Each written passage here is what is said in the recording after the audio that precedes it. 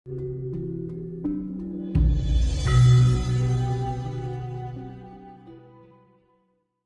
punya nabi itu orang Arab tok, orang Arab tok.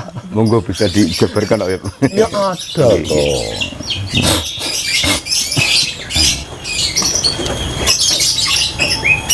Lah Nabi Adam itu nabinya suku apa? Satu. Iya. Nabi Nuh itu nabinya suku apa? Coba. Nabi Sulaiman itu nabinya suku apa coba?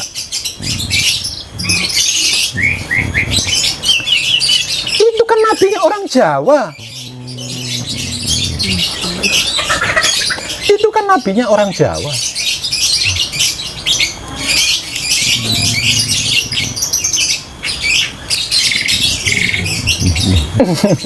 Nabi. Kadang saya juga sempat berpikir sampai ke situ Pak. Islam itu kan ada setelah Nabi Muhammad kan mendapatkan wahyu. Nah, kan baru Islam ada. Nah, kadang saya berpikir gini, padahal kan sebelum Nabi Muhammad kan masih ada nabi-nabi yang diutus oleh Allah Ya. untuk mengajarkan kebenaran di muka bumi. Ya. Nah, apakah nabi-nabi sebelum Muhammad itu semuanya itu membawa agama, dan terus kalau memang beliau-beliau itu membawa agama, terus agama yang dibawa itu apa? Dan saya sempat berpikir sampai ke situ Pak. Enggak, agama itu dimulai dari Nabi Muhammad. Sebelum Nabi Muhammad itu bukan agama tapi keyakinan. Keyakinan. Ya, keyakinan. Dulu sewaktu saya umroh ya ke sana, Nggih. saya bertemu dengan salah satu tokoh ulama. Dan saya sempat dipinjami kitab-kitab, dan saya juga kebenaran sempat membaca isi kitab-kitab itu. Kitab sejarah Nabi, Nggih. khususnya kitab sejarah Nabi. Lah, delalah kersane ngalah. Halaman yang saya buka ketika Nabi Muhammad berkata tentang kembang 7 rupa. Wong Arab apa ya kenal kembang 7 rupa itu. Mulanya saya curiga sama Nabi Muhammad ini. Ojo-ojo Nabi Muhammad ini ya Jawa. Betul Pak. Lah kenal kembang 7 rupa. Iya.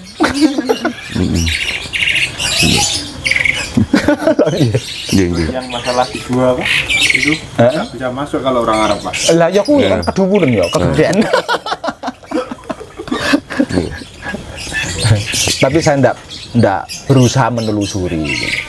Enggak berusaha menelusuri karena apa? Karena saya pada waktu itu sudah mendapatkan kepuasan spiritual. Sehingga saya tidak menggali lebih dalam lagi tentang bunga 7 rupa yang dikatakan oleh Nabi Muhammad itu tadi. Tapi kalau panjenengan butuh mengutip ini, panjenengan bisa menemui anaknya Cak Nun. Iya. Siapa yang itu apa band grup Beneleto apa pokoknya? Sabrang. Iya. Dia juga mengalami hal yang sama, menemukan kitab sejarah Nabi, tas yang dia buka halaman tentang Nabi Muhammad bercerita Kembang 7 rupa kan? iya. Kalau dia sempat mempelajari, jadi anak Cak Nun lebih ngerti timbangannya aku. Nah, aku kan orang mempelajari. Dia lebih tahu tentang kembang 7 rupa itu. Iya, dia pernah cerita ke saya. Loh, kok podo Pak Wet? Wah, tapi jenengku si urung Wet waktu kuwi. Loh, kok podo? Terus gini Pak, tadi kan saya sempat menanyakan bahwa hajinya orang Jawa itu seperti apa? Ya? Hajinya orang Jawa itu seperti apa? Kalau hajinya orang Jawa ngeri, Mas. Gimana Pak? Ngeri. Kalau hajinya orang beragama kan mendatangi Betul. tempat leluhur tersuci katakanlah. Nggih. Itu hajinya orang beragama. Kalau hajinya orang Jawa ngeri. Hajinya orang Jawa itu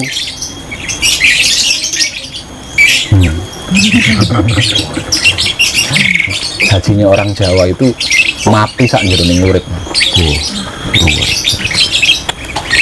Atau moksa. Bukan muksa ya. Moksa. Beda Pak ya sama saya? Beda.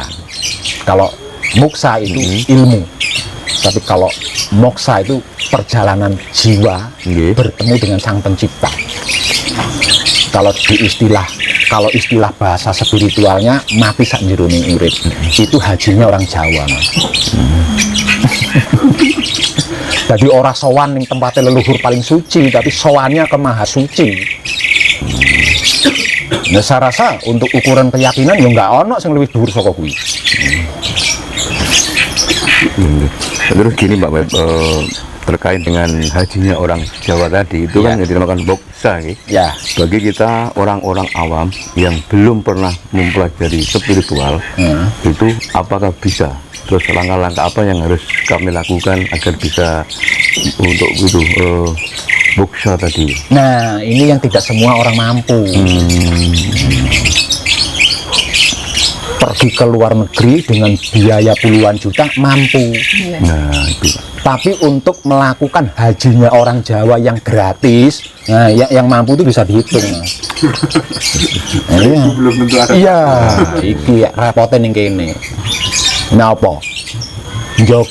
Menjaga kebersihan otak atau pikiran. Menjaga kebersihan hati atau batin. Dan menjaga kebersihan kelamin atau syahwat. Dan itu gratis loh, Mas. Orang undang-undangnya menjaga kebersihan otak atau pikiran, pajaknya semene, itu nggak ada. gratis tapi abot Pak. Lah mulane kena dihitung sing. Wong Jawa sing iso, yang orang Jawa yang mampu menunaikan hajinya orang Jawa itu bisa dihitung dengan jari. Padahal gratis. Gratis di situ. Ya. Jadi luwih dhuwur asline wong Jawa, Mas. Lah sahadate wong Jawa nyekseni langsung anane Maha Suci. Lah sahadate dudu wong Jawa, jare. Iya enggak? Ya, Jare, sahadatnya kan jare. Bersaksi, bagaimana mungkin bersaksi lah wong kejadiannya zaman bahola. Ngomong-ngomong bersaksi, yang namanya bersaksi kan menyaksikan. Belum tahu Pak bersaksi. Lah yang orang Arab ya, iya. Lah wong Jawa saurunge haji dia harus bersaksi dulu. Lah kesaksian nyoto nyekseni anane Maha Suci. Ora mung jare. Yes. Mbak Beb, Siap. ini masih terkait dengan Jawa, tanah Jawa. Iya. Tanah Jawa kan bisa dikatakan tanah wingit ya. Iya. Nah ini kebetulan saya akan pengen tahu pandangan Pak Web tentang akan dipindahnya ibu kota ke Kalimantan. Oh, keren. Nah, beberapa hari yang lalu kan sudah diresmikan Iya, iya. bahwa ibu kota yang baru nanti namanya Nusantara. Iya. Dan rancangan undang-undangnya sudah didok sama DPR. Iya. Kalau kita melihat dari sisi spiritual Pak Web, tanah Jawa ini kan pakunya Nusantara. Ya. Kenapa kok tiba-tiba dipindah ke Kalimantan Timur? Yang notabene sekarang kan masih kehidupan di sana kan masih terlalu terbelakang lah dari segi pendidikan, SDM juga kan masih sangat minim. Ya. Pandangan Pak Web terkait dengan pemindahan ibu kota Kalimantan itu bagaimana nanti ke depan? Tentang pemindahan ibu kota negara. Okay. Sebenarnya ini tidak lepas dari rencana leluhur kita loh, Mas. Dari zaman kerajaan leluhur kita, ini ada rencana seperti itu. Jadi dulu ketika kerajaan Majapahit masih jaya, ya, ketika kerajaan Majapahit masih jaya, setelah seluruh ini tadi bersatu, ya, seluruh Indonesia ini bersatu, kerajaan-kerajaan di seluruh Indonesia ini bersatu, direncanakan memang pindahnya ke sana. Aku ngomong ini salah ora? Ngono kuwi ya, rencananya leluhur awake dhewe iki ngono kuwi. Nah, soal nanti setelah ibu kota negara ini berpindah ke Kalimantan, kedepannya nanti bagaimana? Ini urusannya leluhur. Yang penting anak cucunya itu sudah mewujudkan apa yang direncanakan oleh leluhur pada mulanya. Jadi, andai kata hingga sekarang masih berdiri sebuah kerajaan, bukan pemerintahan negara ya. Mungkin kerajaan Majapahit akan berpindah ke sana, Mas. Gitu. Mungkin kerajaan Majapahit akan berpindah ke sana. Alasannya kenapa berpindah ke sana?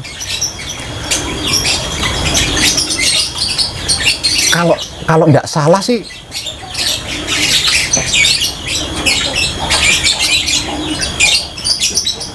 agar dapat berdiri benteng yang tidak bisa terjatuhkan.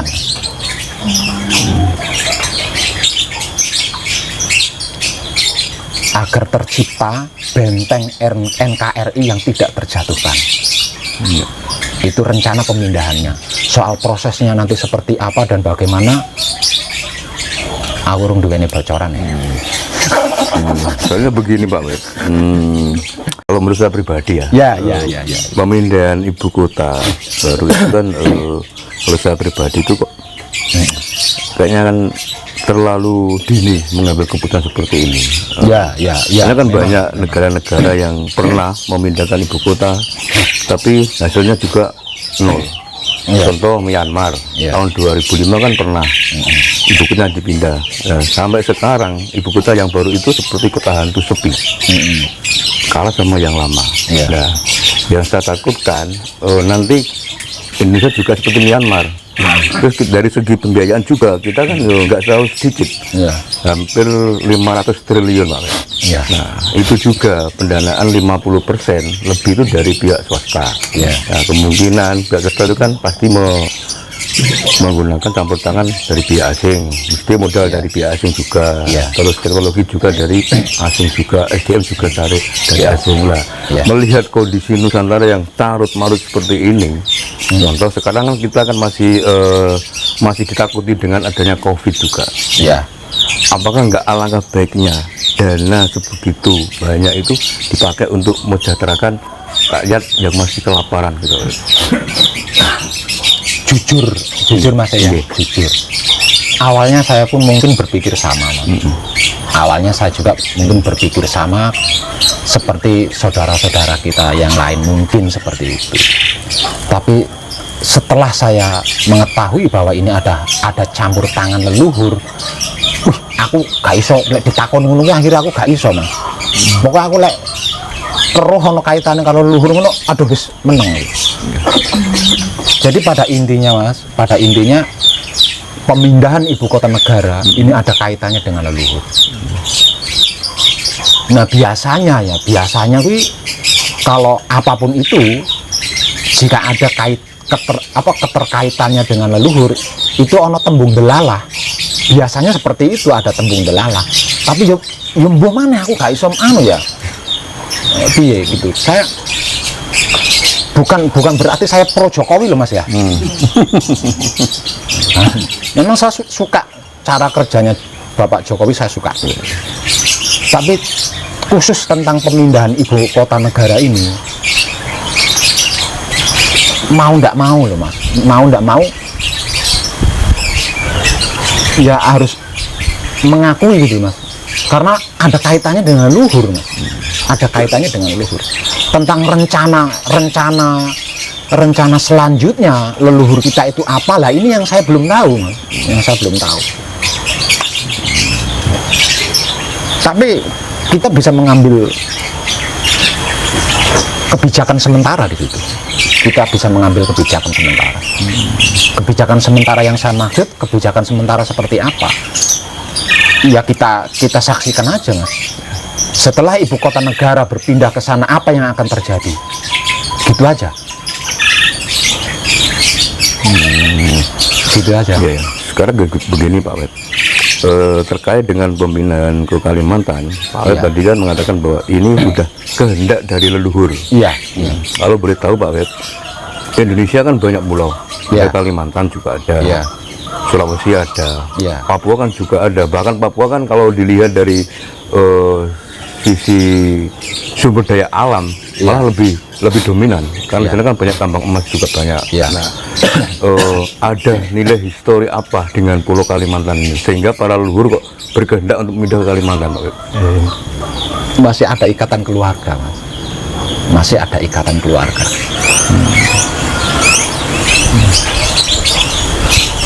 Antara raja-raja Majapahit dengan raja-raja Dayak di Kalimantan.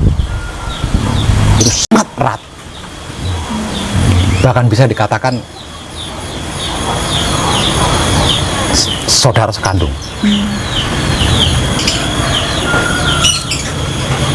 Tapi saya tidak tahu Raja Dayak yang keberapa. Saya juga tidak tahu Raja Majapahit yang keberapa yang ada ikatan erat ini tadi.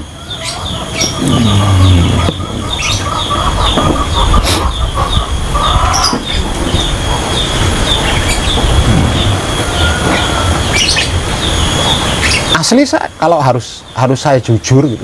Ya. Ya kayak piye gitu loh. Kayak piye gitu loh. Satu itu Oke. yang paling menonjol, Mas,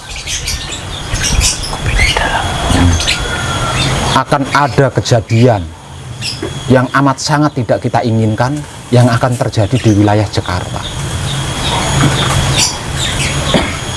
Jadi pemindahan ibu kota negara ke Kalimantan mirip-mirip dengan seperti mengurangi korban yang akan terjadi di Jakarta, di wilayah Jakarta.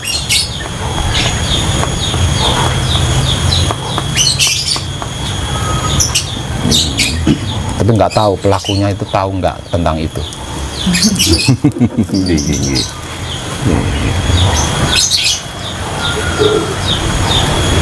Saya rasa panjenengan tukang keliling, panjenengan juga tahu bahwa tidak sedikit kan paranormal yang meramal bahwa Jakarta akan tenggelam kan. Betul, betul. Dan saya tidak membenarkan atau tidak membenarkan.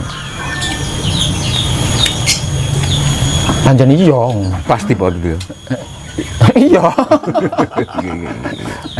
Lah ini jenengan renungkan aja berapa jumlah penduduk di ibu kota ini. Nggak ada jalan lain kan selain mengurangi penduduk itu tadi. Jika perlu mengosongkan Jakarta kan jika perlu. Kalau tidak ingin ada kehancuran tentang manusia, kalau kehancuran harta benda sih nggak ngapain dipikirin. Ini nyawa soalnya. Nek piye ngono kuwi. Aku repot ah ngomongnya Mas lek ditakoni rono. Ya serba salah saya ngomongnya. Iya, iya. Nggak salah. Aku harap nganu, wah, kok itu berarti pro karo Jokowi atau enggak pro karo Jokowi.